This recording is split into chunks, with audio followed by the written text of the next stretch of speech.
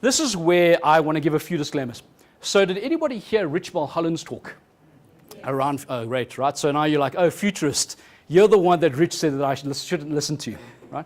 Well, he's spot on, because the truth of the matter is many futurists are kind of charlatans. They kind of don't really know what's going on, right? They look at it and they say, well, I can tell you this is where the world's going. Truth of the matter is no one can tell you where the world's going. If someone could, I can guarantee you right now, I would have backed a Leicester City, I would have backed a Trump, I would have backed Brexit, and I sure as hell would have gotten a lot of Bitcoin and sold it at the end of last year. None of which I have done, so I certainly am not that kind of futurist, right? Rather, my job is to say, potentially, where's the world going, and let's ask the right kinds of questions, right? It's different to a trend forecaster. A trend forecaster says, this is what it's always been, this is what it will be next year, let's go from there. That's not my job, right? My job is, here are the black swans, here are the outliers, let's try to identify what those are and how these can fundamentally change the game, whether it's business, whether you're in as an entrepreneur, or even some of you as human beings, which I'm assuming all of you are, okay? So only some of us are human, some of our significant others don't act that way, right? So let me start with a story, because any good speaker starts with an origin story, right? So here's the origin story. For those of you who are thinking, where the hell is a good, dashing, good-looking guy come from? Not the Australian guy, me. My family originally comes from China, right? From a place called Guangzhou, and I won't tell you the story behind the village, but anyway, they come from this kind of place, right? Beautiful kind of city. And the story goes that my grandfather was very rich. He was kind of like upper class, right? That's a picture taken in 1960. That's my mom, okay? So that's just the context. And the story is that my grandfather over there, he was kidnapped by the Japanese. Kidnapped by the Japanese during the Second World War, and they said, you come from a lot of money, and we're going to hold you ransom, and that's what's going to happen. And he said, no, I don't have money, and he was held hostage. And after about 2 weeks, speaking to the maidservant, and he said, set me free, we can escape to this wonderful place called Johannesburg, which in Chinese pretty much means city of gold. And he said, you can escape to this place over here, and you can pick up lumps of gold off the street. No. Eventually, after 2 weeks, he convinced her, she set him free. They got on a boat, it took them like 3 months or 6 months or whatever, whenever I tell the story it gets longer. And they ended up in South Africa, and they got married, and that was my gran. Right? So that's my grandfather, and that's my gran over there, right? But think about that story in today's context. Think about if you had been kidnapped today and you had a Huawei phone, because that's really the only phone that you would have, right? Insert sponsor piece over here. But if you had a phone today, first of all, you could just track where you are, GPS, very easy peasy, right? Set you free, call for help, whatever the case would be, call an Uber, I don't really care, right? But it would be so much easier with this kind of device. And if I had said to my grandparents, much like if you had said to your grandparents 20, 30 years ago, do you know in the future, which is today, it would be easier for you to speak to someone via some kind of device and see their face on the other side of the world than it would be to go to your neighbor to get a cup of sugar. They'd be like, you're mental. There's no ways that will happen, right? And lo and behold, that's the world that we're in. So technology has fundamentally changed the way we do everything. But growing up as kids, many of us saw these Hollywood movies and series, and then we said, wouldn't that be incredible? What kind of world would this be if this stuff came true? And one of the most iconic was this one.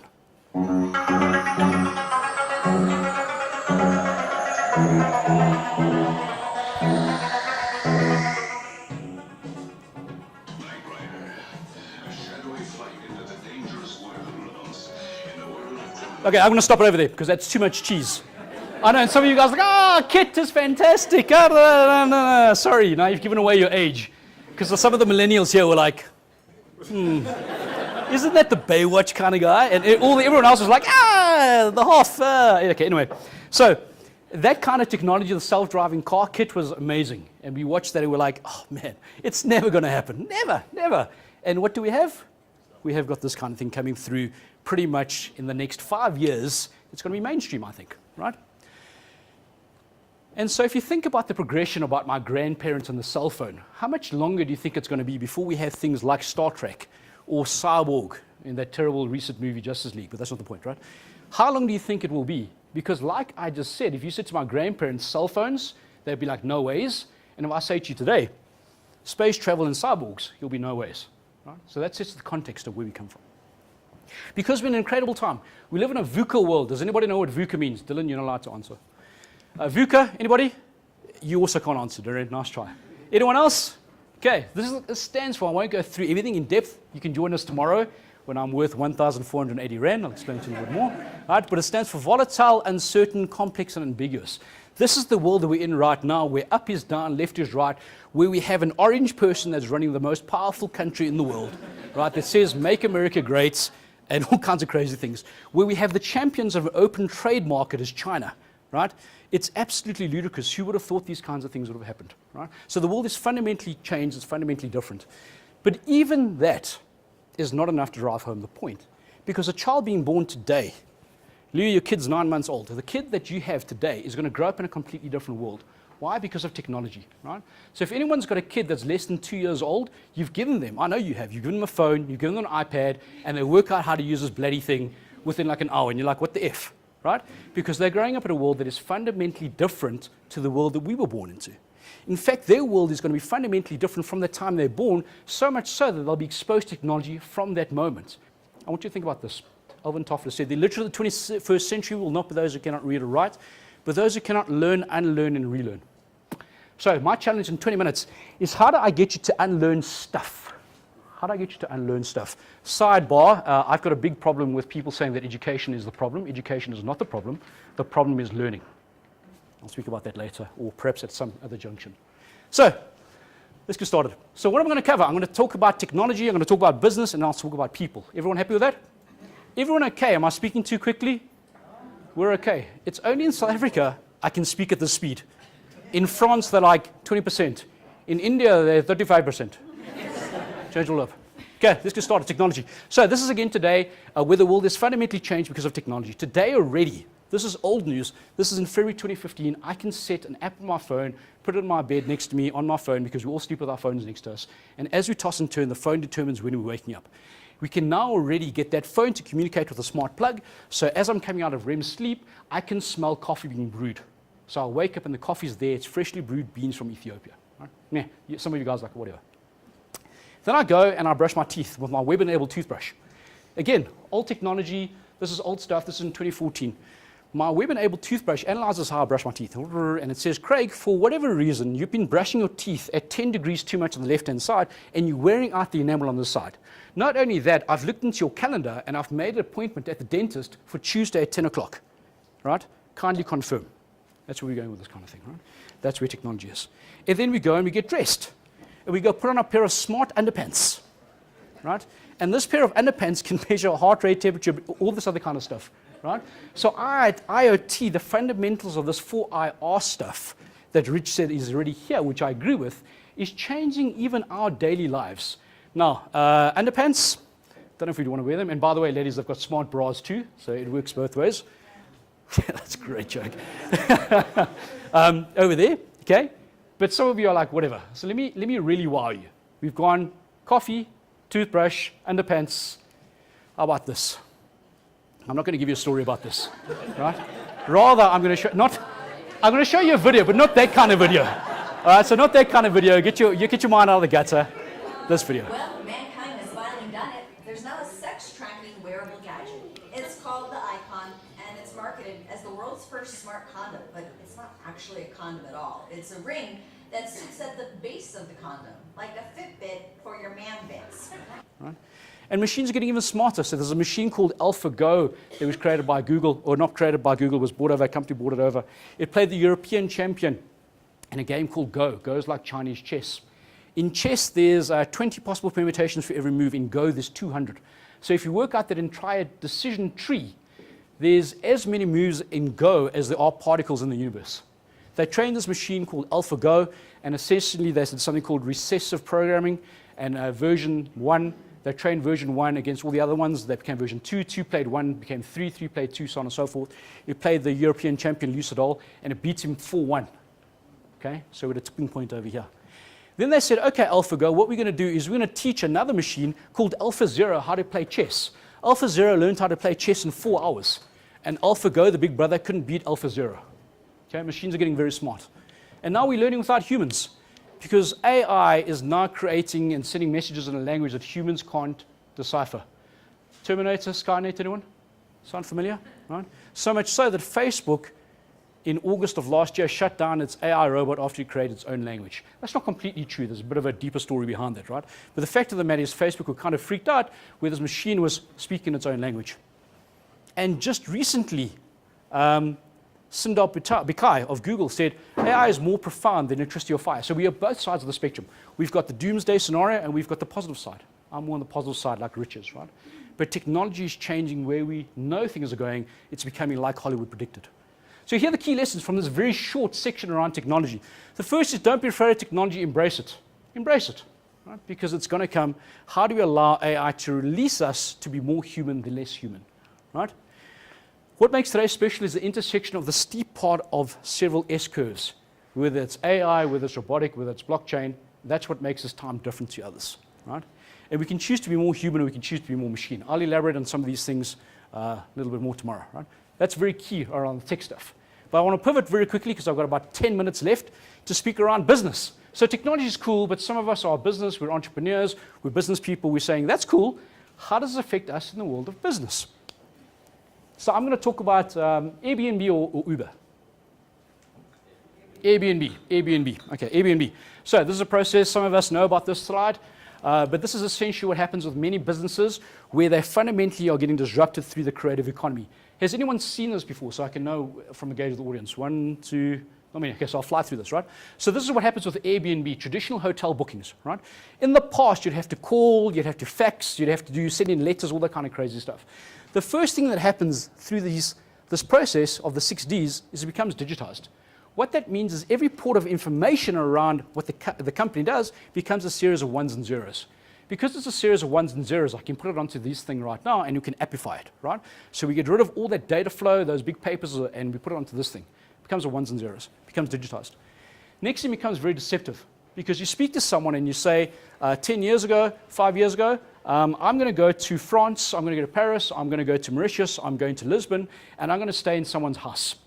And your parents would say to you, that is madness. There's no ways that I will do that. It's disgusting. And then you say, well, I've got a spare room in my house. I'm going to rent it out via Airbnb. And they're like, are you mental? There's no ways that could happen. It could be that guy, Coco from Eskom. Right? No ways this can happen. Right? It becomes exceptionally disruptive because if you run a hotel chain, suddenly during peak time, you know people are in your city because you can see them on the beach and the promenade, but your occupancy rate is only at 60%. So it's fundamentally changing the way we do stuff. Right? Becomes incredibly disruptive. And by the way, for the Uber model, that's when we start having strikes and burnings of taxis literally down the road, etc. Then because of the ones and zeros, we essentially take money out of the system. So no longer this physical money exchange hands is now part of my transaction flow. I push the button and it works, as they used to say, right? So it becomes demonetized, money takes out of the system, you don't have to worry about that. It then dematerializes. Because if you use Airbnb, you don't really care about the hotel. You don't care about the concierge, you don't care about the check-in, you don't care about any of that. You care about a great bed and a great location, and preferably a place with running water and a shower. Okay? That's what you care about.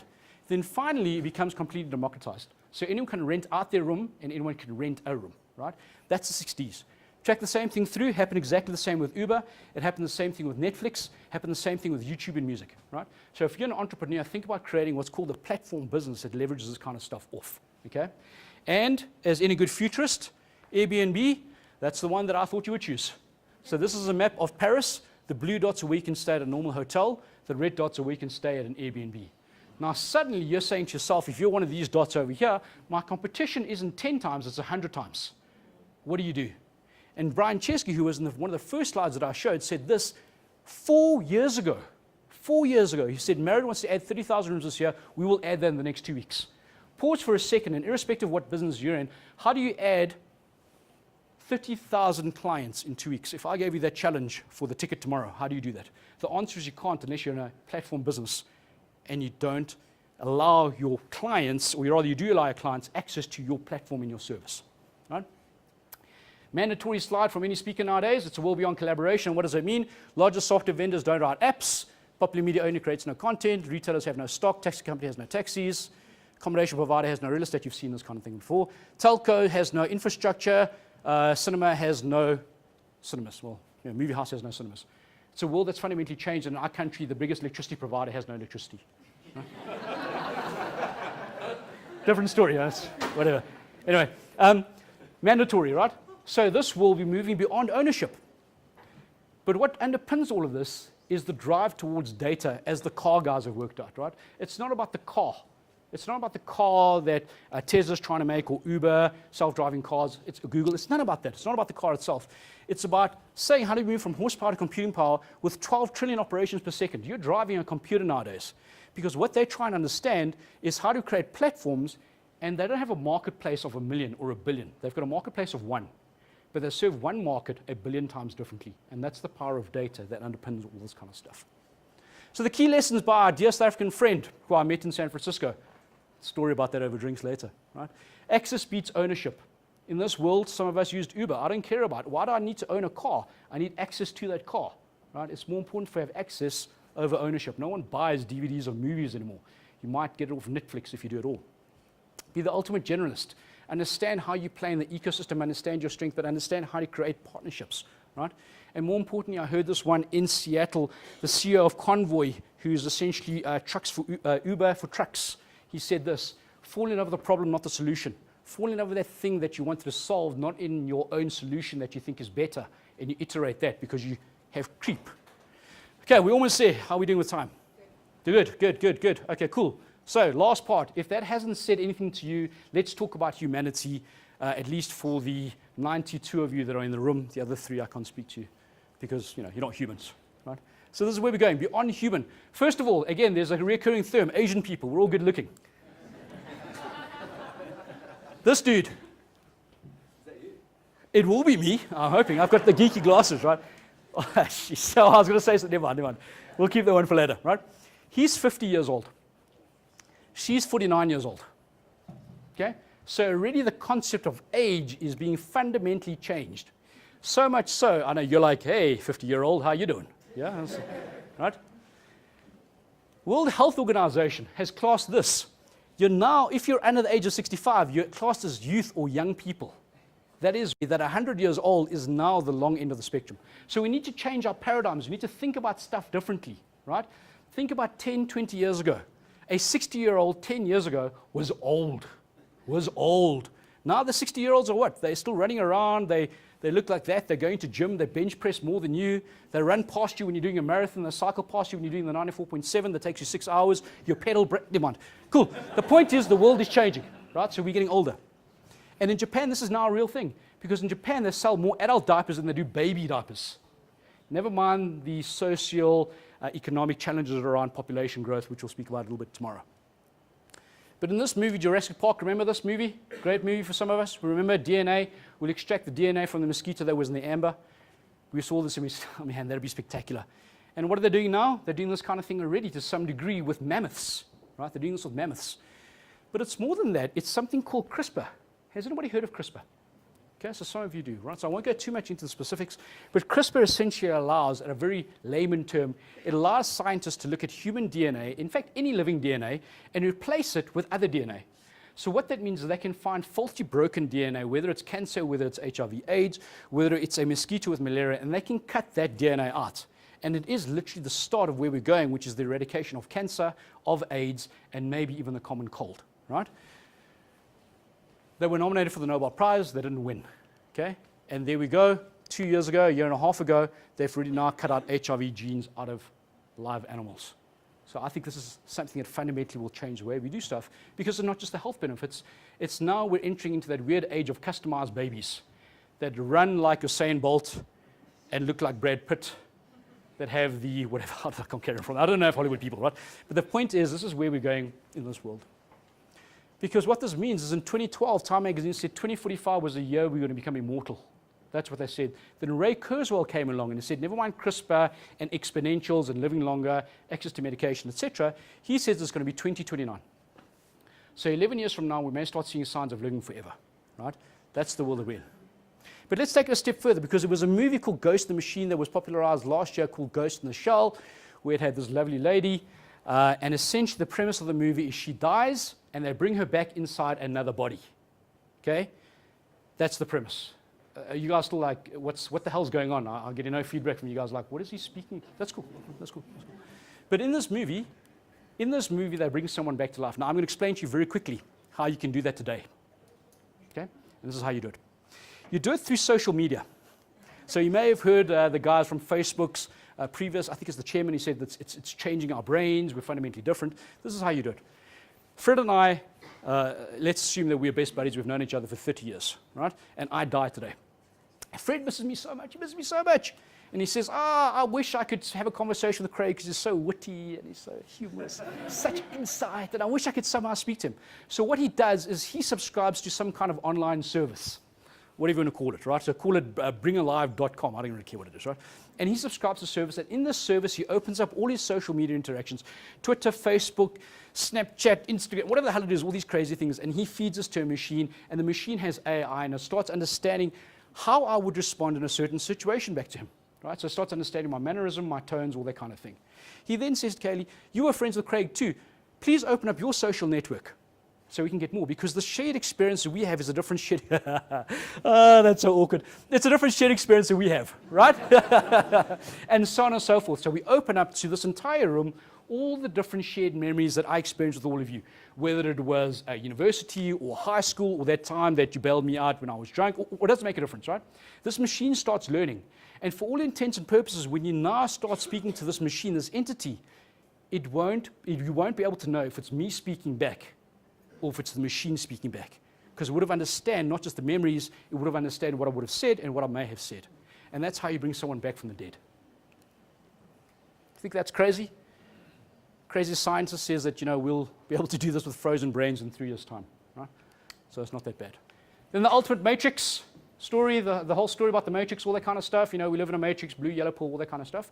There's a huge debate going on right now with Elon Musk and some of the crazy guys who say that we live in a simulation.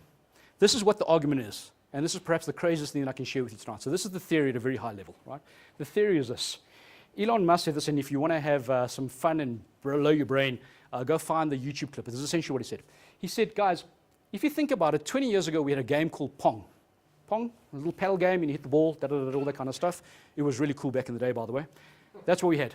Fast forward 20 years to where we are today, and we have almost realistic human games, where you can't really tell the difference between how it looks, but also how it functions, right? So these massive online games, all that kind of stuff, you don't necessarily know if it's a human or a machine. It also looks the same. Now, if you assume any rate, even if it's a linear rate of progression, never mind exponential rate of progression, and you say it's 10,000 years into the future, what does that look like? You can only assume that it will look like life. And if that's the case, everything that we think to be life, is just a game being played on someone's computer right now, or on a PlayStation 117. Right? So everything that we're doing right now isn't real life, it's a simulation. And at that stage, you may be saying to yourself, Whiskey Tango Foxtrot. Right? What just the hell? What happened? Well, the truth of the matter is, folks, like Rich said, the future is already here. It's just unevenly distributed. Everything that I've shared with you isn't some kind of crazy, no, it's never going to happen. It's happening today in labs. It's been done by countries today. This kind of stuff is happening today. Right? Because really, at the end of the day, the future is a matter of chance, is not a matter of chance, it's a matter of choice. We choose the future that we want. And even in our little pockets of where we become, because some of you are saying, what does that mean? We choose what the future is, whether it's for our families, whether it's for our business. We choose this kind of thing. Right? So the obligatory speaker, a picture of a speaker when he was a young person. You have to have this, right? In the beginner's mind, there are many possibilities, but in the expert's mind, there are few, right? Stay a beginner. Train to be an amateur. Don't train to be a professional. Because as soon as you become a professional, you know everything, right? So that's my challenge to you. Never mind tech, never mind business, never mind humanity. Why do you do the stuff that you do, like Jobs and the Apple guys, right? We want to change the world. We're crazy enough to believe that. And with that, I ask you to see the impossible, dream the ridiculous, and live for the insane. So ladies and gentlemen, that's me. Thank you very much for letting me chat to you for a bit.